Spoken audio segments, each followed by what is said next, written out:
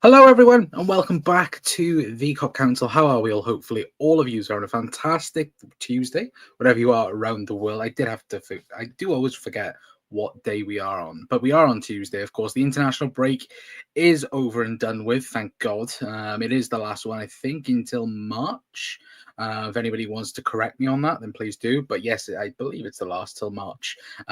Anyway, and I think obviously now it's obviously a true conversation of course the season ahead and what to expect from this Liverpool team, because I think from now looking back and from the start of the season until now, and kind of what our expectations has been, I think that a lot of us, I think, were happy with maybe a top four finish and having a look at even if we could maybe win a trophy, that would be deemed a successful season. But I think now when we talk about Liverpool moving forward and the way we've been playing as well, like, look, don't get me wrong. For me, I think Liverpool haven't been really playing at their best, but we've been effective in terms of getting the wins and getting the points on the board. You look at City dropping points, Arsenal dropping points. And realistically, this video is just to talk about the squad, get your guys' thoughts in as well. And overall, look at where Liverpool can push forward and what we can do moving forward. In terms of signings, do Liverpool need to make signings in terms of, going for the title? Because I think, look, Liverpool are definitely in a title race. I'm not going to say that we're favourites at the minute, because we are really not favourites in that sense. Like, look, we've been in this position before. Look, even last season we were in the position that we was in, but it's under different circumstances where I think you look at the team, the way that the team's playing, the way City are, the way Arsenal are currently at the moment as well. It's a very much a different scenario to what we had last season.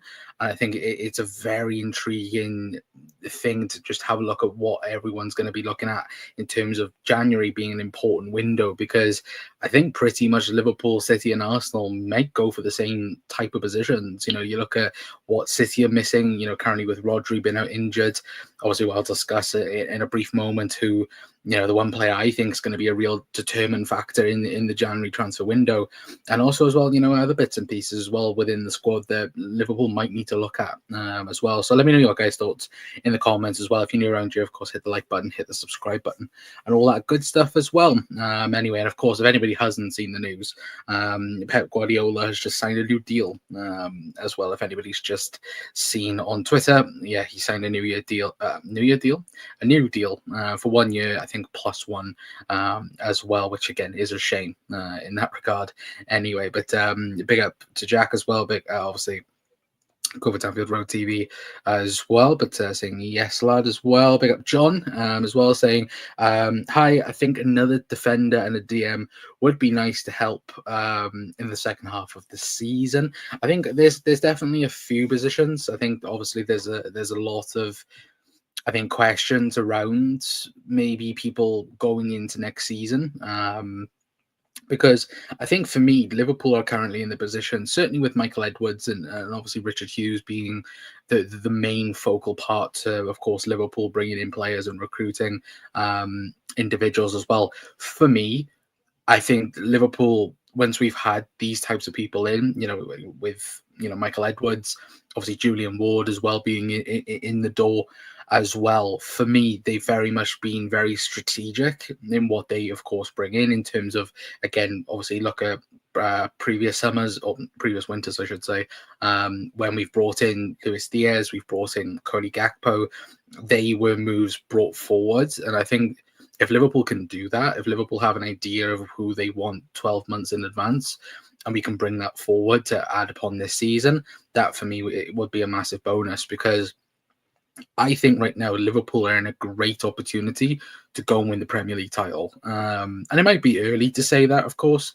And obviously under a new manager, we've not really had, a chaotic schedule in that sense yet. We've not had, a full Christmas period yet, where again Liverpool have pretty much played every 2 days coming up, and we don't know how that's going to look on the squad itself anyway. But obviously I remember if you guys cast your minds back to, was it the 16-17 season, Jurgen Klopp's first season, where Liverpool were very much competitive in that sense. Liverpool were I think, going into the Christmas period, I think we were only 2 points behind Chelsea at that point. And then, coming out of the Christmas period and January, we ended up, I think we were fifth then at that point, and we were miles away from, anywhere, in terms of the title. And we were very lucky to, stay in that top four race at the time as well. And obviously that was Jurgen Klopp's adaptive period to English football. Now, Arne Slot, of course, he's come to the Premier League,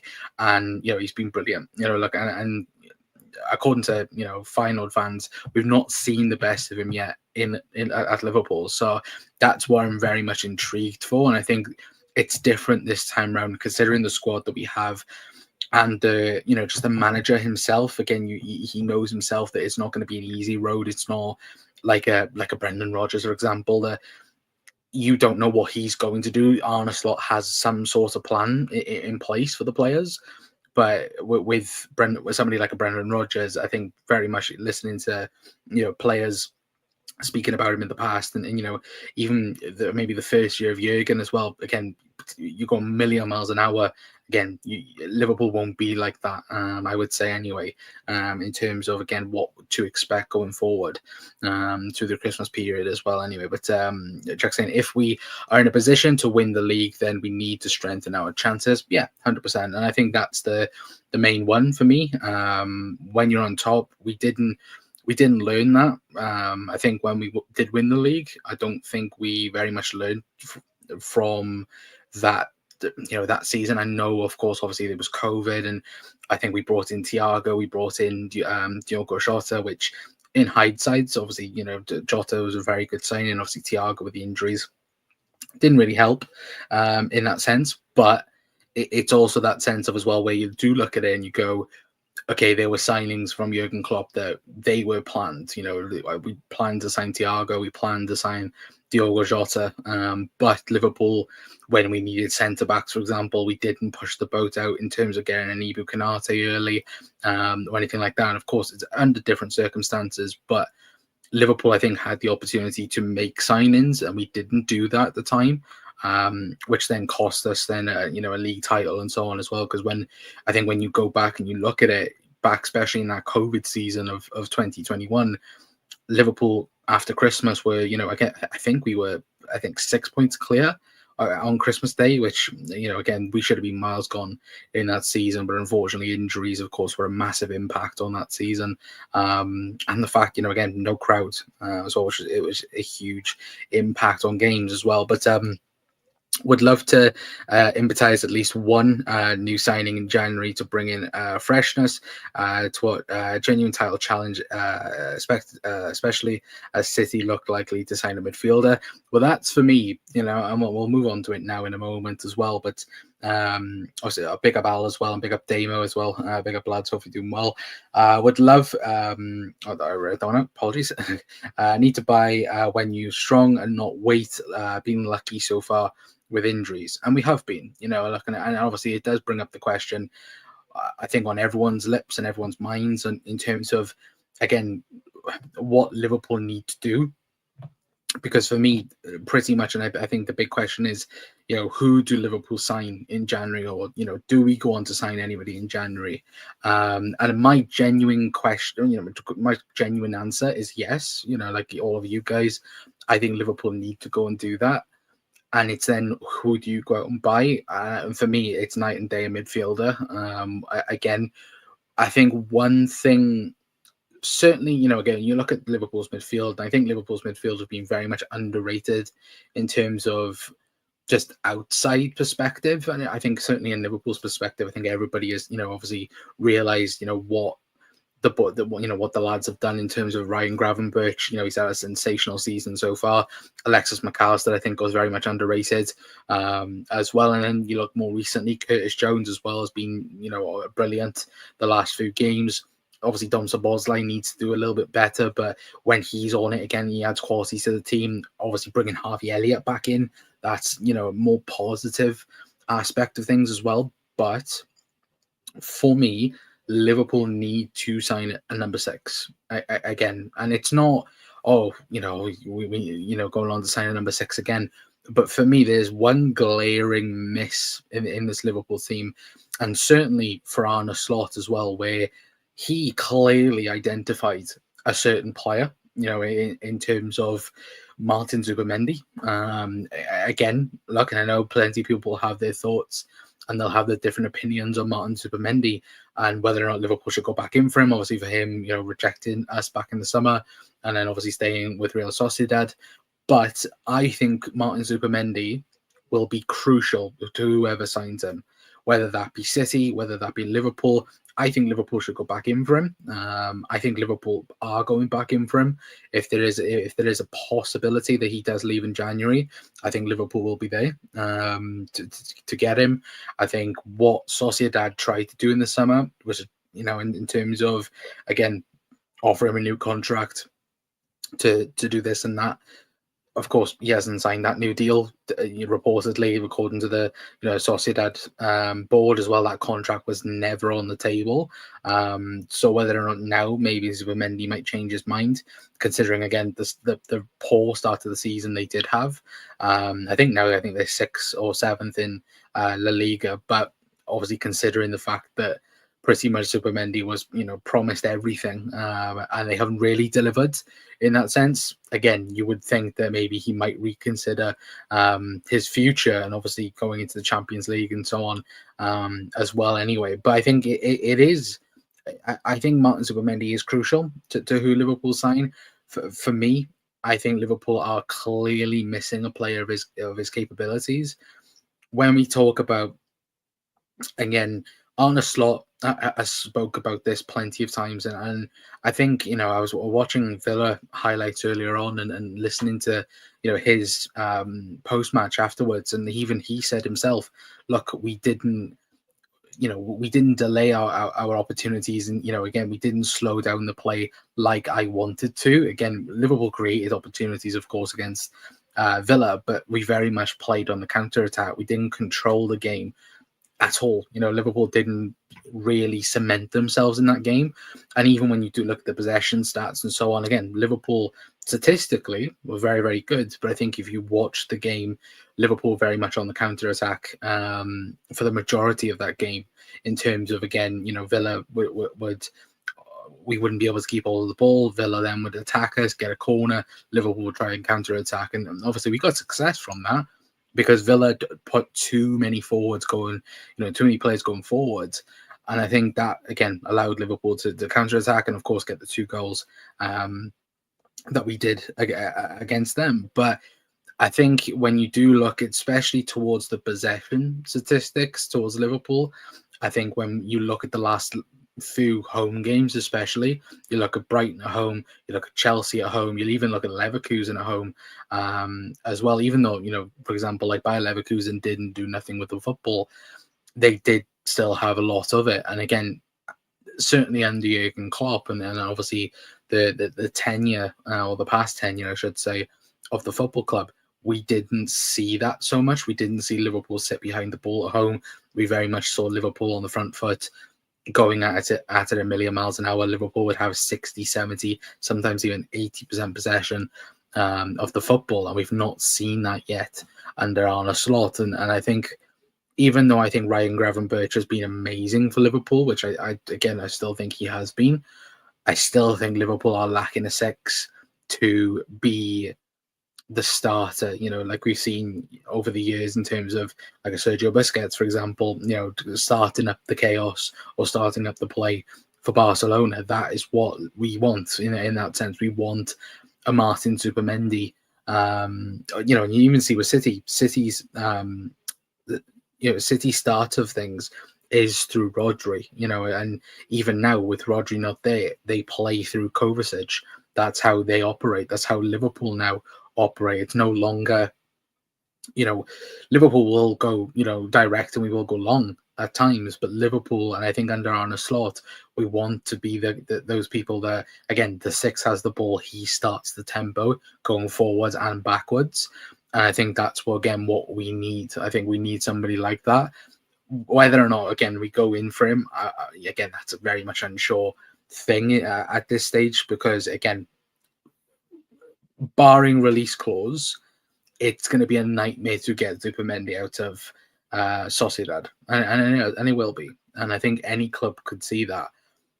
I do think, oh, as I take that down, there we go. I do think, though, he will move in January, whether that be to Liverpool or Manchester City is another thing. But I do think a Premier League club gets him, and whether that be whether that be Arsenal, whether that be Liverpool, whether that be City. But I think whoever gets him will have a huge advantage going forward in terms of the Premier League title. And for me, Liverpool cannot allow that to happen. They can't allow him to go to City or Arsenal in that sense, because even though Arsenal, they've got Thomas Partey, they've got Declan Rice, there's been rumours suggesting that Arsenal are, keeping in contact with Sociedad's hierarchs to try and lure him away from that type of deal, which, again, if that is true, again, we don't want that as well. But also, if we was to sign a Zubimendi, you then have the availability then of moving Ryan Gravenberch a bit more forward, or playing him alongside Zubimendi in the double pivot, and that would be an interesting concept. But I think for what we do have, and what, again, what we currently have within the squad, we don't have that type of player. I think, and one player in particular for me that I think would have excelled under Arne Slot is Thiago Alcantara. I think if we had a fit and available Thiago, I think he would have been amazing in this Liverpool team under Slot. And I do think that. I don't know about you guys as well. Again, let me know your guys' thoughts in the comments. But I think a proper a fit Thiago Alcantara in that six would have been amazing, and it would have been a joy to see him play under Arne Slot, because I think that's the type of profile you want. You want someone who, again, can control a game and can be that conductor in that sense, in terms of the tempo of the game. Again, somebody who's very versatile in their positioning. Again, he's not an out-and-out number six, but in terms of what this team is, in terms of what the six it is for Liverpool, that is, I think that would have been perfect for Thiago in this system as well. Would it have been a success under Jurgen Klopp? No, it wouldn't have been. We've seen that when, of course, Thiago played a bit further up alongside, Fabinho in that sense. But I think Slot, if he had Thiago available in that six, alongside a Maka, alongside a Gravenberch, I think that would have been excellent to watch. But unfortunately, Thiago is made out of Weetabix, so we haven't really, of course, we couldn't see that, unfortunately, anyway. But I already read that one out. Apologies, Al. Damo says adding Zubimendi to this squad would give a Slot more scope to vary his lineup and or formation and tactics. Rotation with top quality replacements. Yeah, exactly. And that's the thing, because would we even say now Liverpool's team or starting 11 is pretty much made up already? When we're talking about, if everybody's fit right now, I think we could easily go 1 to 11 and pretty much get it right. I think when we've done starting 11 predictions this season, I think we've been pretty much either 9 out of 11 or 10 out of 11. I think there's been once or twice where we've been 11 out of 11 as well. And I think that's, again, obviously Arne Slot, in terms of when you have your best available, play them. Maybe we didn't do that over the last couple of years because, again, the way we played football and how we were very much heavy metal and front going, maybe that was, again, we needed rotation, or, again, players getting injured in that sense where you need that, to be fair. But I also think that the way we are currently playing, longevity is a huge thing in terms of a title race. We found that out last season, where Liverpool very much, Liverpool very much needed to kind of drop off the intensity at times. But even now, even when last season, when we were 2-3 up, we'd go on to score 4, 5, 6. And I think this season in particular, we're not like that now. It's 2-0, happy days. And I think that's, again, some might say it's boring, but again, it gets you results. It gets you 3 points at the end of the day. Like, you look at that Villa game, that for me, last season, if that was Liverpool, if that was Jurgen Klopp's Liverpool, I think we do go on to beat them 4-5-0 on the counter attack. But obviously against Arne Slot, we should have scored a lot more goals. But I think obviously we were very much calculated in terms of we absorb the pressure and then just release the counter attack, which is like, again, a Mike Tyson right hand to the jaw, which look, again, that's something that we've done over the last few years where that's been effective as well. But I do think Zubimendi is a key for a lot of teams this January. For sure, but again, Sociedad, they're not going to be the easiest of teams to get out or get him out anyway.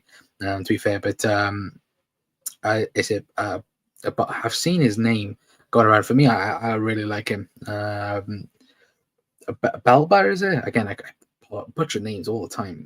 With Brighton also linked to City and Liverpool as well. In fairness, he is. Again, I think Liverpool and City are both going to go after midfielders in the summer. Hello, Kev. Zubimendi has a terrible haircut. He does. So do I right now as well. I need to go to the barbers, to be fair. But that's the thing, though. And I know people will have different opinions because, of course, him rejecting us in the summer, and like I said, I can fully see where people are coming from, but I also get the part of where Arne Slot identified him, along with Michael Edwards and Richard Hughes as being the guy to, he is the guy for the six. They didn't identify anybody else. They didn't, go on to they didn't go on to sign anybody else because we know Liverpool over the, certainly towards this type of, management, hierarchy, in terms of Michael Edwards, Richard Hughes, we know once they get somebody in their minds, look at Virgil van Dijk, look at Luis Diaz, for example, Cody Gakpo, players that we have been linked or interested in for many, many years. And we didn't go for him at times. Look at Mo Salah.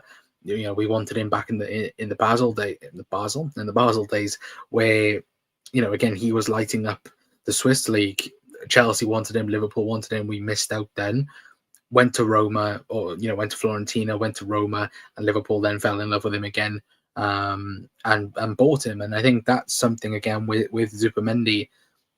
For me, that's what Liverpool will go on to do. I think we don't necessarily, go, oh well, he didn't sign for us in the summer. We're done with that. We're going to move on. Of course, with some players, you have to obviously look at, Moises Caicedo, for example. But obviously, that was with Jörg Schmachter in charge. It wasn't really, the Michael Edwards tree in that sense. Either Julian Ward or anything like that. Because I think that the prime example of the last couple of years, you look at Alexis McAllister. Julian Ward stayed on at Liverpool for a very long time afterwards to get that deal done. And that was pretty much Julian Ward's last gift as sporting director for Liverpool. And I think they are the type of deals that we go for. Again, Alexis McAllister, 35 million or 40 million with the release clause that was there. Again, that was an amazing deal because, again, you signed a World Cup winner who's very good at football. And that's something as well, when you do look at it and look at the caliber of player he is for the price, is an exceptional deal. It doesn't really get spoken about enough neither, to be fair. But again, these are the types of deals that we love to see. And for me, it's not even Zubimendi either for me.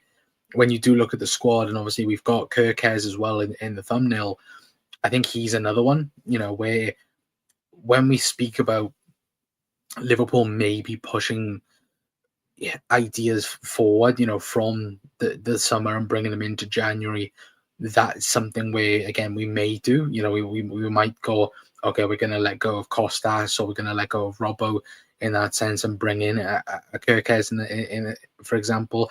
I don't think that's going to happen in January, necessarily.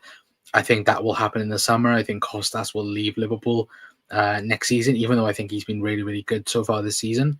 And I think there is probably a real conversation on who starts for Liverpool at left back, because I think it's a very interesting conversation of whether or not Costas, for me, starts ahead of Robbo at the minute. I don't know if anybody else would agree with that personally, but we'd have to see. I don't know why there's laughing emojis in the chat, but let me know anyway. But I think for me, Costas for me starts at the minute because I think Robbo is a bit. I think he's struggling. Might be with match fitness, for example. But I do also think that, look, you go throughout the squad. I think the striker position needs maybe addressing in the summer. Maybe again, Arne Slot has an idea of a forward that he wants to bring in. I think if we are going to be playing with this 10 position, I think Liverpool, for me anyway, needs to go out and buy a number 10, like a proper number 10. Whether that be Florian Wirtz, he's somebody I'd love at Liverpool for sure. Watching him the other night for Leverkusen in that first half in particular, he was their best player by a country mile. Like there was no debating that in that sense. But I do think overall, I think when you do look at what this Liverpool team needs, it's not a huge amount, to push us forward and to push us for the title.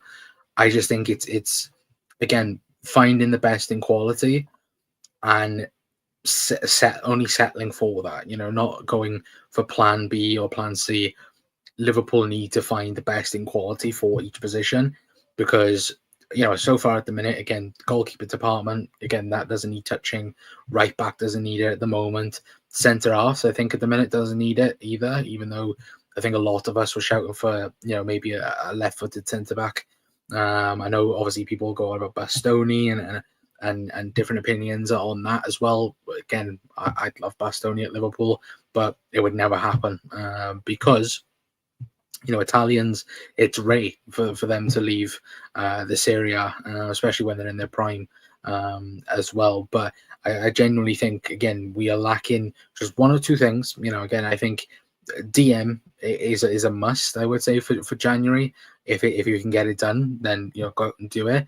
And left back then would be an addition to again what you currently have. But again, obviously you'd have to sell one of the boys in terms of Robbo or Costas. And again, I can't see Liverpool doing that anyway. But for me, I think that the big important thing is to get a number 6 in, and without doubt, if we did that, I think Liverpool, the amount of depth then that you have in that midfield and in the squad itself, if you get everybody fit, if you get Jota back fit, if you get Federico Chiesa fit, that would be huge for Liverpool going forward. And I think that is something that we will have to look on going forward as well, which again, I'm very much looking forward to. And looking forward to the footy being back as well, and making content and doing, again, things that, again, doesn't involve international breaks because how much have we hated them?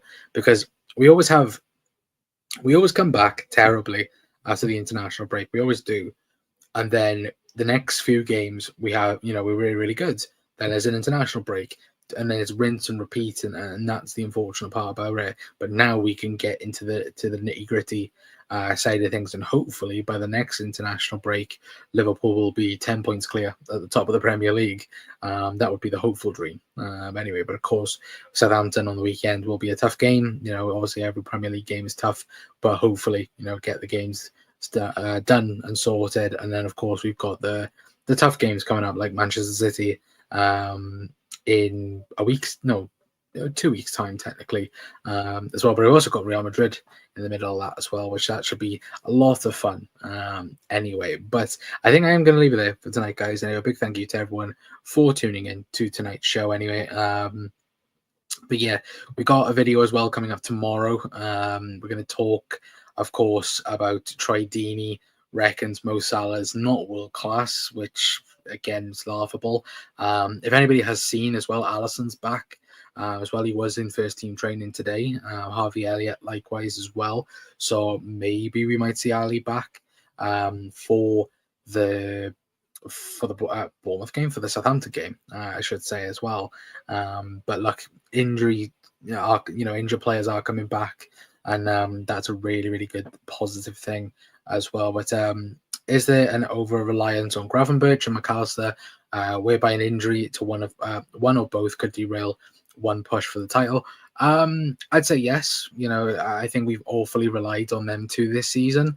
And that's, again, when we talk about it, we need the likes then of Curtis Jones to step up. We need Dom Szoboszlai to step up. Wataru Endo hasn't had hasn't had an impact on the season yet.